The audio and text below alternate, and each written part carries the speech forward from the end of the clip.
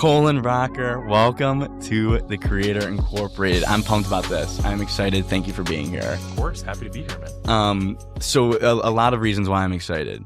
A, because you have a huge following, and it's just exciting to talk to people who've been able to cultivate a huge following. I'm going to go through some numbers. You tell me true or false.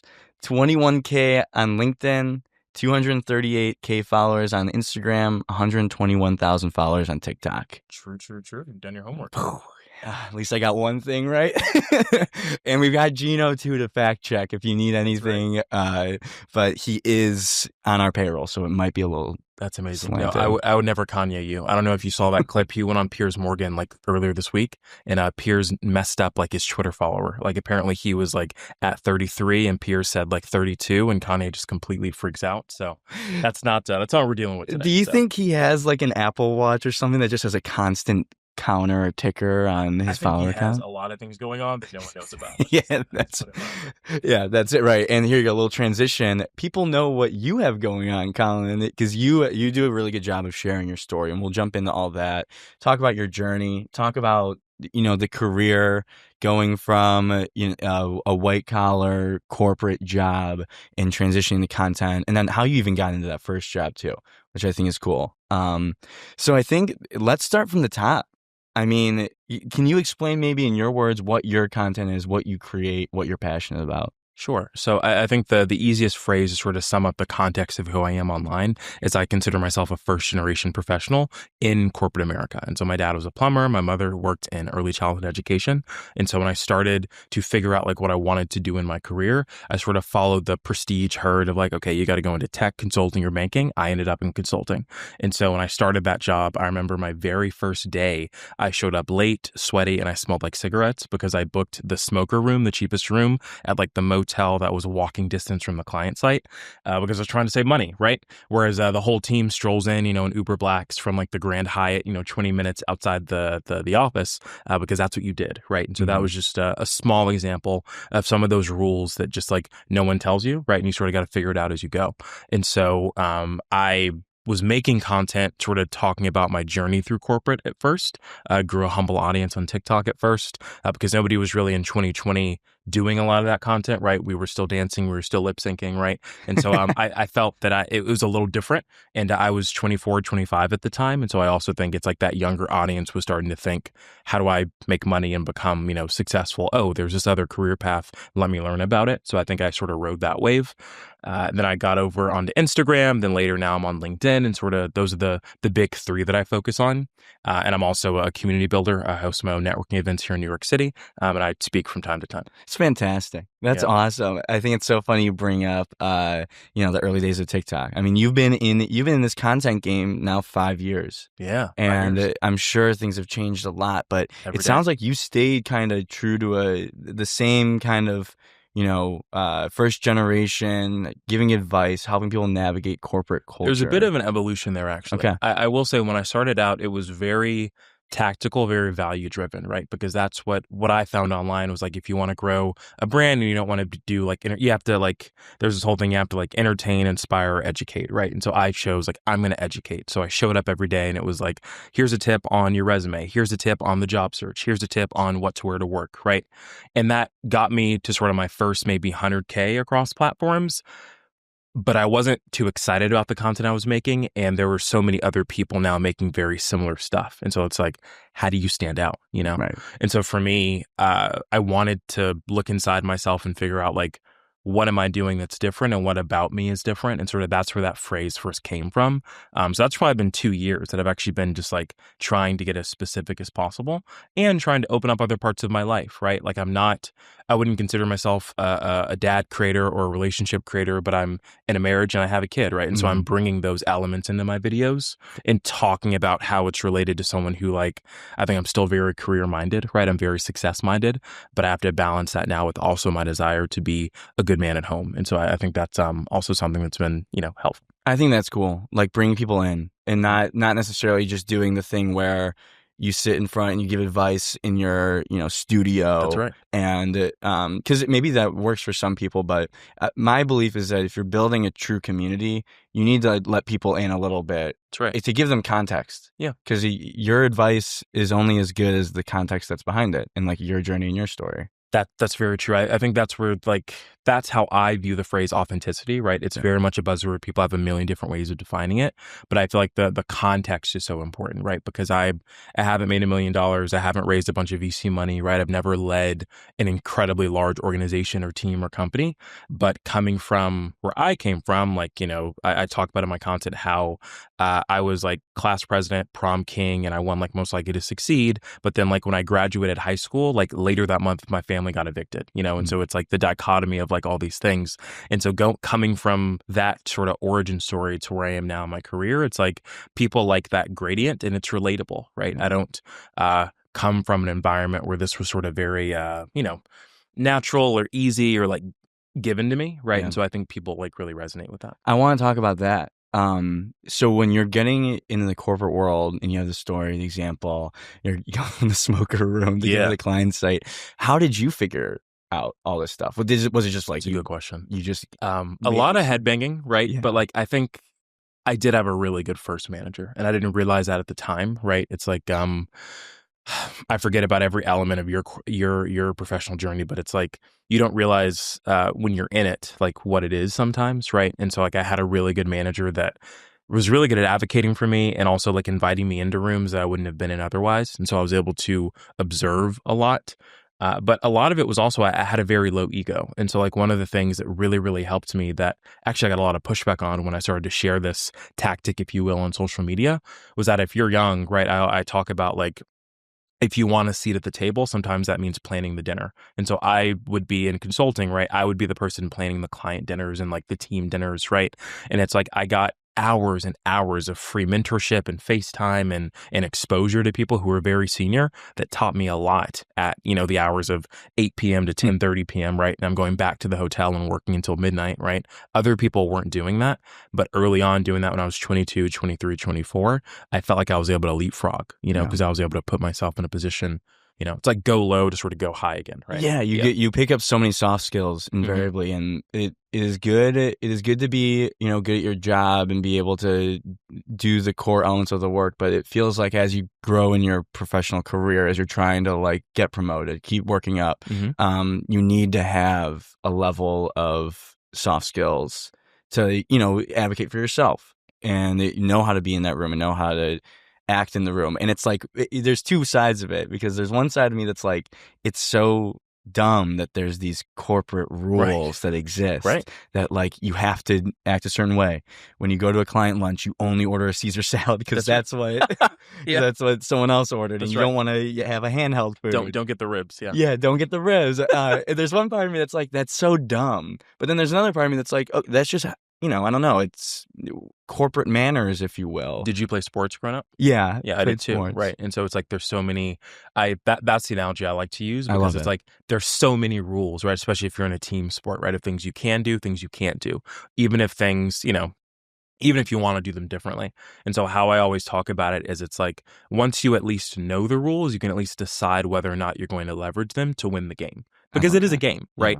Yeah. The manager you don't get along with or the coworker you don't seem to connect with, like they think the rules are stupid too, right? And like that's something I learned over time, but they're leveraging the knowledge of them to get what they want out of it, right? And so I'm talking now about a lot about this thing of like selfish ambition, right? Nice. And it's like when you know what the rules are, I think like it's okay in a business and corporate context to be a bit more transactional about it because like you're trying to get an outcome, right? So is everybody else. Exactly. Yeah. It's really a matter of just being self-aware about it. That's right. Like if you can navigate that situation and look out for yourself and do what you need to do to get yourself to a position while also being self-aware and not doing it in like a toxic way. That's right. Like I think there's a good balance there. I'm really curious about when you started making content while working the consulting job, because I worked in risk consulting for a little bit, and I personally would have never Yeah. posted any sort of thing about my job on like Yeah. LinkedIn even That's or right.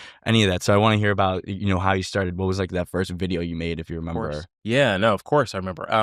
Yeah, so this was 2020, right? So times were different. Yeah. I was grounded, so to speak, right? Wasn't traveling, wasn't, in an office, right? We were all, in sweatpants watching Tiger King and doing those sorts of things.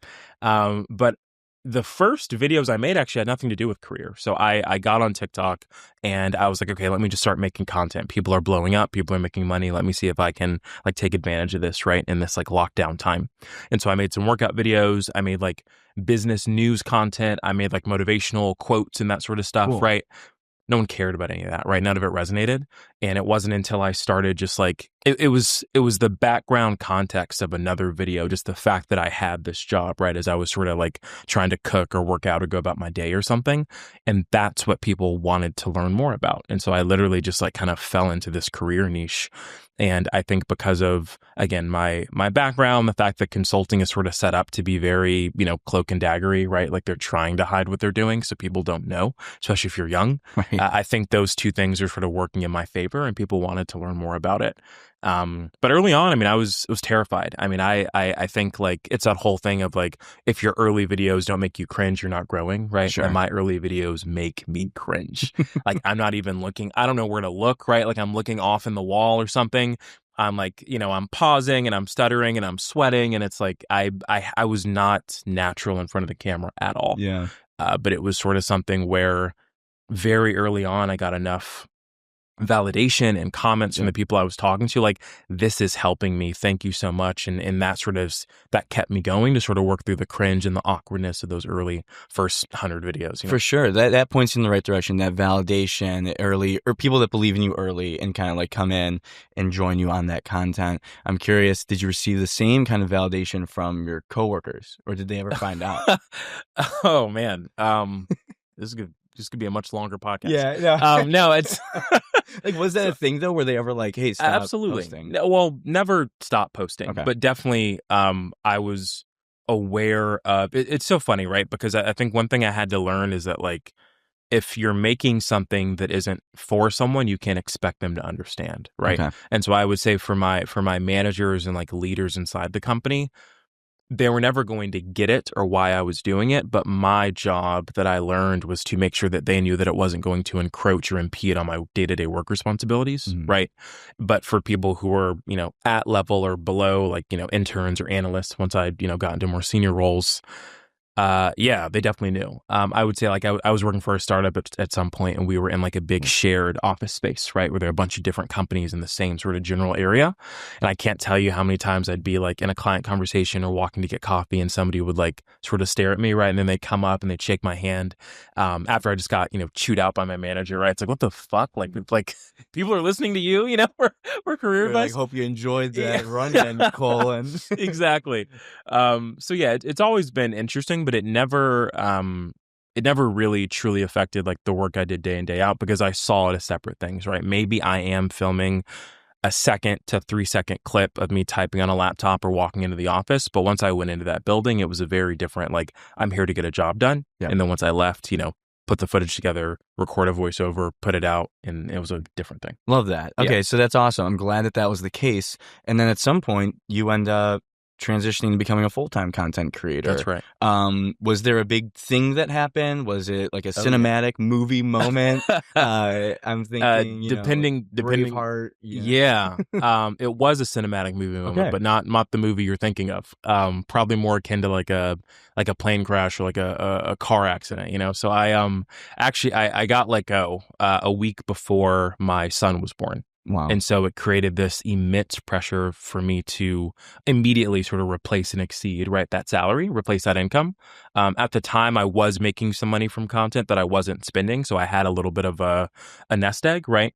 But I wasn't making, I was probably making maybe 30% of like my full-time income, right? So it definitely was not enough. And I knew that like probably had 4 to 6 months of runway before, I'd be panhandling in the park or something.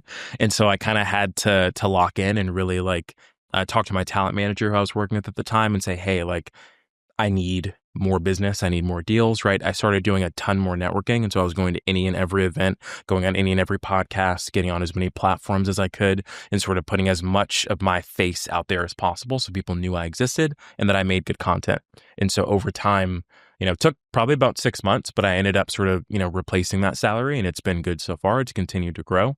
Amazing. But definitely those first 6 months, I will say, like, on the life side and on the family side, it's like I was, the plan was to take paternity leave and to have sort of 4 months, 3.5 months where I was at home with my wife and my new baby, and we would sort of have the time to connect with one another.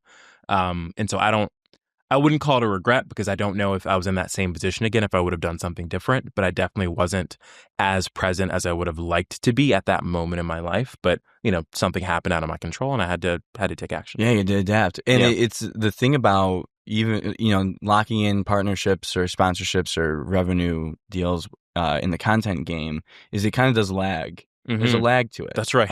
So Yeah. it's like, it's not like you're selling a cup of lemonade Hmm. where you make the lemonade and people show up and you sell it and it happens. That's right. It's more about like it's like months and months of Yeah. getting yourself out there before you see anything. That's right. And then was there like in that 6 month period, was there something that you like caught fire or like a thing or something that switched in your head? Or was it more of a gradual, like people are starting to notice me It now was I'm starting, I it got was more. very gradual. Okay, cool. I think what you said earlier was very true. It's like I had to, and I knew that, right? Because I'd been creating for a while, and so I knew I had to do a lot very quickly, because things I was doing in May, I wasn't going to get paid in some cases until October, Right. right? Right. And so it's like, fuck, I really really had to do a lot very quickly, right? And so I was also doing some career coaching at the time, doing more paid speaking gigs. But yeah, I mean, that's a good point for anyone out there that wants to be a creator to know, is that like you're looking at least a 2 month lead time from when you sign the contract. Because even if the deal is net 30, it's net 30 of content delivery, right? And it's going to take you a month to write, script, edit, post that video, and then it's another month till you get paid. Exactly. And it's like you never know about, the publishing date maybe gets pushed back, there's Exactly. delays, and so there's Yeah. so much at Yeah. play. It's like Look, anything could happen, right? The person you're working at the brand agency could be let go or get assigned to another project, right? They could cancel the contract altogether based on something that had nothing to do with you. I had that happen on a $20,000 brand I was working on, right? And so it's like things have happened, but it's like, I'm very lucky to have a really good team. And, I'm lucky for my wife as well. And so Yeah. she also had, she has a corporate career, right, that she's very successful with. And so, that relieved some pressure as well. That's amazing. Now, I'm interested too, now that you're out of the corporate game, how do you stay up to date? How do you like stay in the know with everything going on, maybe like in corporate world or careers and all that, to be Yeah. able to make sure that like you're giving the best advice and like you're It's a very good providing question. the most? Yeah, for them? this is a system I've had to sort of build up as well, because Right. yeah, it Right. happened, by accident right before. So I'm surrounded by some really successful friends, right? So all of my friends have Ivy League MBAs. They're very big leaders in like tech, consulting, finance, and Wall Street and all these other places. And so just by talking to them, I get a lot in terms of like on the ground what's going on.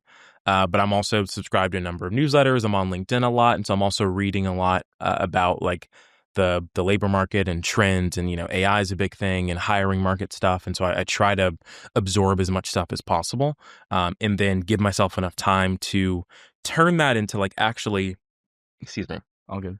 to give myself enough time to turn that into actually good content, right? Yeah. Because I don't want to necessarily be someone who's editorial, who's just saying this is what happened on the journal today, right? For sure. But it's like that kind of exposure, and digging into my friend group, and also like the reading and the research, and yeah, that's really really helped me. I feel like you're almost at an advantage because you get all that different experience. You get to talk to all these people who are working at different jobs, maybe in different sectors. I agree. Versus you had your singular experience of your job and your career. It's so funny you say that. A lot of people ask me, and they're very confused. It's like, how are you going to make career content when you don't have a traditional career anymore? And I'm like, one, now that I don't have a job, I can say all the shit that I wish I could have said, but I was worried about getting let go. So that was very fun for me. But to your point, I also have a lot more time to just like actually like figure out what's going on at a macro level. Whereas like the content I made when I was working was very specific to what I was doing, because that's, when you're in a job, it's like you're very focused on what you're doing on a day-to-day basis. Yeah. So I felt that was good. Nice. Yeah. Okay, so I'm curious, I think right now is such an interesting time to be working in like a corporate setting. You're coming off of a pandemic. There's so many, like, especially the junior level, I'd say specifically, like so many people are coming off of, maybe they went to college, their entire college career for the most part was like lockdown, or they didn't have an internship. And so now you have this horde of people that are entering a job market that are at a disadvantage to all the people before them, Right. because they never had the in-office experience or not much of corporate experience. Are you seeing the same thing? Like, is that something that's common with maybe your following, your community? Yeah, definitely. I mean, my following leads a little younger, right? And so a lot of them graduated college and started their careers, like you said, in a sort of virtual post-COVID environment. Now they're being brought into the office and they don't know what that's supposed to look like, right? They've never worked in an actual office and had that sort of interaction with people. And so a lot of my content is about making sure they understand how important it is to be like making those relationships, talking to people, being present in the office, right? But a big thing I'm talking about now is like, I think in 2025, like content creation is career advice, being able to advocate for yourself, self-promote, and create like a circle of influence that goes beyond just your day-to-day job. I mean, I announced that I got let go on LinkedIn, and in a week I had like probably close to 30 referrals from like into like BCG, Meta, Google, McKinsey, like all the places, right? Yeah. Because my audience was there, right? I had, this big following, and people were like, okay, you let go, thank God, now we can hire you. Yeah, that's gotta be like said. I mean, it sucks you got let go, but that's gotta be like. But it surprised me because I was expecting, I guess, a little bit of like sympathy plus like questioning, like, what are you doing next? But like people were very. I think people overestimate the fact of like if you build a brand, which means people trust you and people know you, right? That will supersede any, because people get, especially in today's day and age, I feel like the act of like losing a job or getting laid off, it's becoming unfortunately so common that like people are much more open to it, right? And so I tell people all the time, it's like, build that brand, build up your circle of influence, and like make these relationships happen, because that's what's going to make you. I think that's the antidote to like the AI thing, right? Which is coming, especially in professional services. Yeah, 100%. I know that's the crazy that's a whole rabbit hole. Yeah, and like I don't know, there's so many jobs. I'm just thinking about my early career, stuff that I was doing. Like how easily. Yeah, I mean, same. Like that is, in essence, like that is so much the role of like a junior consultant. You're sort of tossed in a windowless conference room. You're given, reams and reams, back in the day, actual paper reams of like data and information. You've got to like figure out what it is and like what the company should be doing because of it, right? But it's like that is literally, I cannot think of a better use case. You know what I mean? And so it's like it's very existential, and people are still chomping at the bit to get into these companies where it's like, churn is referred to when someone leaves a job and they replace it, right? That's down over 53% from, I think, over the last 5 years. So does that means that they're not replacing the job? Because the goal is now from a management level, how can I get this done with a piece of technology versus an individual? Right. So when someone leaves a role and when people are let go now, they're not being replaced. Oh man. And that's typically how that's the most common way in which people are brought into a business. And it's not, it's happening less and less. And so I think that's like, it's very telling of where we are in the job market. So what's your advice for people that are getting in the job market? It sounds like you're kind of like, maybe let's stick away from this like professional service, that the things. I mean, I am telling people to widen the aperture, because again, for my audience specifically, it's very corporate. And so everyone that follows me wants to be, a big tech product manager, an MBB consultant, right? Or like a bulge bracket, banker, or like asset manager, right? Right. And so it's like, for me, to my specific audience, I'm telling them to widen the aperture and focus more on like the skills you want to build and the relationships you want to create, and like let that sort of guide you, and like the compensation will come. But on the side of that, I am saying that like, you need to start building your increased circle of influence, because that is the thing that's going to take you, one, from an income perspective. Like, say I was doing a more traditional job search instead of going full-time with content, that money that I had saved would have been able to float me until I hopefully found my next thing, right? So that's one thing. And then two, it's like, it'll help you get to the next thing all that quicker because people know who you are. And it's like, oh, like you speak well, you know good shit. Like I like your videos. Like, yeah, like come in at least, right? Yeah, Yeah. yeah. So it's like you start creating some content. Like your personal brand has never Yeah. been more important. I literally saw a guy on LinkedIn the other day. He had like a 3-week job search or something. It's like he posted about like, hey, like he literally he got married, he got engaged.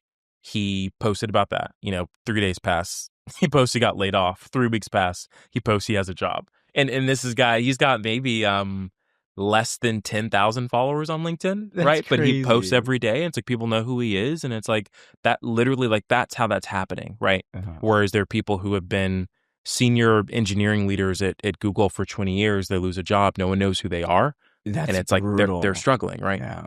It's so tough. Yeah. Yeah, it is super important. It's like a superpower. It's like the easiest way is to just post something, get it out there, get your Yeah, reach. that's right. And then also if you have that plus, like a really good circle of influence, like you're saying, Yeah. like your people, and your network, then you're like, there's gonna be something for you out there. Absolutely. Yeah. That's sweet. So what's next for you? Like, what are the ambitions? Where do you want this content to take you? Have you even thought about that?